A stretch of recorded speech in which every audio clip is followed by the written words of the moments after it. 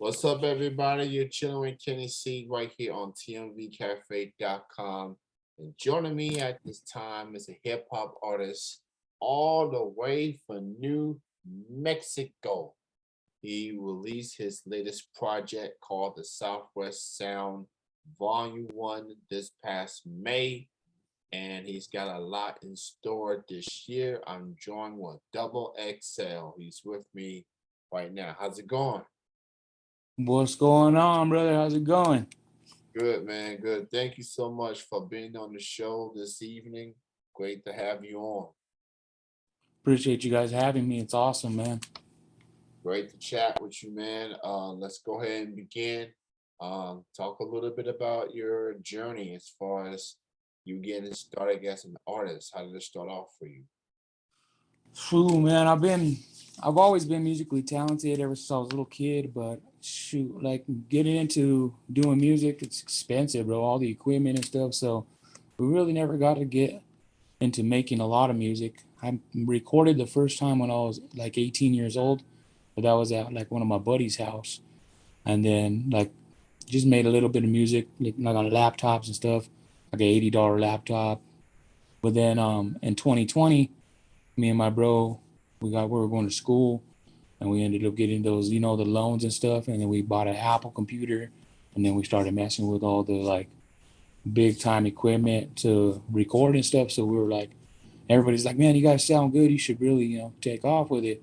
So we said, all right, let's go. So we started recording for real and doing visuals to all our music and just taking off with it. And it's just been rolling ever since, man. We've been on like a hot streak. So One thing I noticed in your answer there is that you mentioned that you got a Apple iMac. yeah, Let me just say, from my experience as a fellow iMac user, I heard a lot of hype about it, how stable it is, very few viruses and stuff like that. Um, I've had my iMac for a few years, and it's been as stable as it's ever been, as any other desktop or laptop I've had throughout my life. So Apple iMac is the way to go. yeah, If you want it for personal use, or you want it just to help your career, go get yourself an iMac. mm, Yeah, it will help you. It will leave you least stress, at least from my experience. yeah. It's the It's way what to go. basically one of the industry standards. So that's what all the Yes, big companies work on. yeah, absolutely, man. So, um, who do you consider as some of your influences in music, whether it's mainstream or maybe locally? Who's some of the people that have inspired you as an artist? Man, I got a lot. I got a lot. I just love music all the way around, but like locally, it's got to be like Al Hurricane. He's the local king of New Mexico music. It's Spanish music, but I was raised to that stuff, you know what I'm saying? But on a bigger scale, Bone Thugs and Harmony has always been one of my top, groups that I look up to. I wanted to sound like because they were like thugged out and they were like with the harmony, you know what I'm saying? They could sing and I like to sing, but I like to rap too. So like Bone Thugs and Harmony has been a staple for me. I always go back to that. That's like roots for me whenever it comes to music because I try to do it all just like they did. Yeah, Bone Thugs and Harmony definitely has become a very influential group. Definitely since they came out in the '90s, and just the longevity they've had since then, not just collectively, but individually as well. And the last part of their name speaks for itself. Harmony, like they made it cool to harmonize with their music and still spit bars. Right. So it's just they are legendary. And just getting their props for their contributions in hip hop history. And it resonates with a lot of artists from today. You're hearing a lot of harmony, in hip hop music, and that's mostly because of Bone Thugs. That's Right. groups individually. Just the melody, all that, man. Mostly because of Bone Thugs influenced, very very influenced. So, man, I've been listening to some of your music here.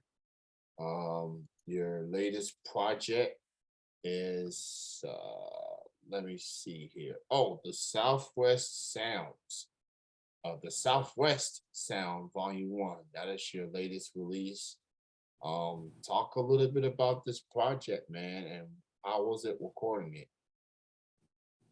So it was crazy recording it because, like, we always write our lyrics down and have them ready to go to record, but then we wait for the last like maybe 2 weeks to lay all the lyrics down and then have it mastered and everything. So like it's kind of hectic, but it's fun because we're in the studio like nonstop, just recording, and it kind of gets stressful a little bit. But I love it. I love to be in the studio recording like that, and like that. The Southwest Sound, we're trying to make it like I don't know, trying to find a different sound with the Southwest Sound. That's just a like a mixtape project. And the next volume 2 I'm working on, I'm gonna have a bunch of different artists from the Southwest of the region of the United States. So we're gonna have a bunch of people jump on that one and see where it could go from there. All right, and you can give that a listen on all the platforms. It's under Double XL, and so go check it out, give it a listen, and support these independent artists. There's a lot of talented musicians out there. So you mentioned new music is on the way. What's some of the other projects you're working on that your fans need to keep an eye on? So we're working on a new album now. I think it's gonna be called the Bourgeois Borracho. It's gonna be my second album that I come out like a solo album. I haven't decided if it's gonna be the Bourgeois Borracho. We're still trying to teeter tottering on that. See, we're gonna name it, but I think we're leaning towards Bourgeois Borracho soon. It's supposed to be dropping in June, and then I got the local radio stations here. They're gonna sponsor me to do an album release party in Albuquerque. So yeah, that's what we're working on right now. Hopefully, well, there's about 15 songs, 16 songs going to be on this one. So hopefully, we'll be able to drop that and make a big splash here. That's very encouraging to hear. Getting the support from um, the local stations and getting you prepared for this album release. It's very seems like radio stations they usually get a bad rap because most of them don't even support local artists in these Right. areas. But to hear that a local station in your city is saying, "Hey, we like what you're doing. We're gonna help out and put together this album release." That has to be very encouraging. Getting some legit support from a local radio station, helping spreading the word on your music. Yeah, it's awesome, man. Shout out to the 101.3 The Hustle, man. They're cool. They have a lot of support for all the New Mexico artists. They're starting like this big movement. They do the Thursday throwdowns where they have a bunch of New Mexico artists battling against each other. Whoever wins that after like I think it's 12 battles or yeah 12 artists battle, and then whoever wins that they get put on rotation on the radio. They get like management. They get put on shows and stuff like that. So it's pretty cool. Actually, 101.3 put me on the Little Wayne show. I won a contest with them, and I was able to perform with Little Wayne and Kid Ink. Um, Mm. who else was there? I forgot. There's a bunch of people there, bro. Jacquees was there. He was cool. Just yeah, it was cool, man. Being on that show was awesome. Made me want to go for more shows. Yeah, and giving you that exposure, um, getting that big crowd, um, reaction. That's pretty cool. And it's also cool that the station is having these contests. Giving these local artists an opportunity at a bigger platform. Yeah. To be around chart topping artists like Jacquees, Kid Ink, and Lil Wayne. And speaking of Wayne, he's actually getting back on tour in the spring. Oh yeah. I'm actually gonna get to see him um for the first time. He's coming to my state and here in Kentucky by a little over a month from now. So Oh yeah. I'm really gonna get to see Wayne in person. Right. Just That's awesome, dude. so yeah, it's gonna be a wild show. Probably gonna be smelling like weed, but it's all good. Uh, I mean, Yeah. if you ever been to a hip hop concert, people, yeah, there's gonna be a lot of smoking in there. Even when venues be like, you're not supposed to smoke, you're not supposed to vape or anything. Um, it's it's just gonna smell like weed. So it's best to just keep the kids home. Okay, keep the Right. kids at the home with the babysitter and all that. And yeah, so obviously, man, you coming from New Mexico. I mean, there's a Latino audience there, Mexican vibes and things like that.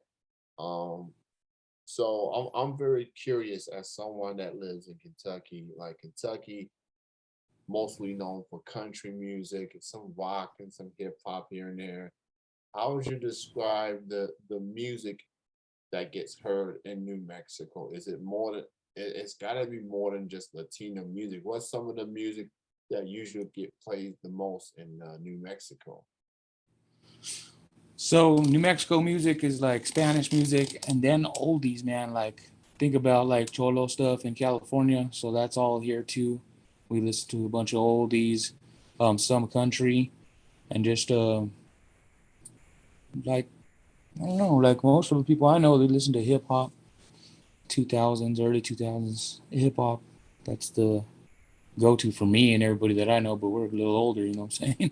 Yeah, But yeah, the music scene is kind of it's very diverse here. There's a lot of different things going on. There's even like reggae and stuff like over here too. I know people they wouldn't think New Mexico has like reggae, but there's a lot of reggae bands out here too. It's pretty cool. yeah, that's awesome, man. That's cool, especially the reggae. Getting heard in New Yeah. Mexico.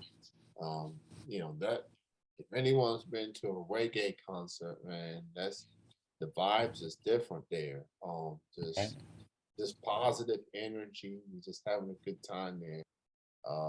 So I'm joined with Double XL right here on Channel and Kenny C. He's got new music on the way on the local station that's going to help out with this release. So go support him and his music and check him out if you are in the Albuquerque area in New Mexico. Show your support and support indie artists, support local artists. So, as you may know, hip hop is turning 50 years old this year. And throughout these months leading up to that anniversary, I'm asking hip hop artists, what does that milestone mean to them as artists, as fans? Like, what's your thoughts on hip hop turning 50 years old this year? To me, it means that hip hop's here to stay, bro. It's not going anywhere. It's still running strong right now. You know, it's been around for a long time. A little changes here and there, but I mean, it's still dope. It's still fun. It's still expressive. You know, it's out there. So that's what it means to me. It's got longevity, and I don't see it stopping anytime soon. Yeah, absolutely. Like when hip hop got started, a lot of people thought it's not gonna last very long. That Right. was the whole talk when it took place late 70s, I believe, and just I was born in '84, and I really got into hip hop in the early '90s. You know, the Pox, the Bigs, and the Jays, and the Nas's. Yeah. The hip hop has overcome a lot of scrutiny for so many years. It usually gets scrutinized a lot, but it never wavered per se. So hip hop made it this far, and it's become one of the most popular genres in the world. I mean, it's everywhere you go, every time, everything you watch on TV or hear on the radio, it's not. It doesn't even have to be on a hip hop station. It's hip hop inspired, and hip hop is here to stay. It's not going anywhere. Exactly, man. That's It's how I feel about it. so salute to the pioneers that helped pave the way for hip hop and all those that's continuing things to this day.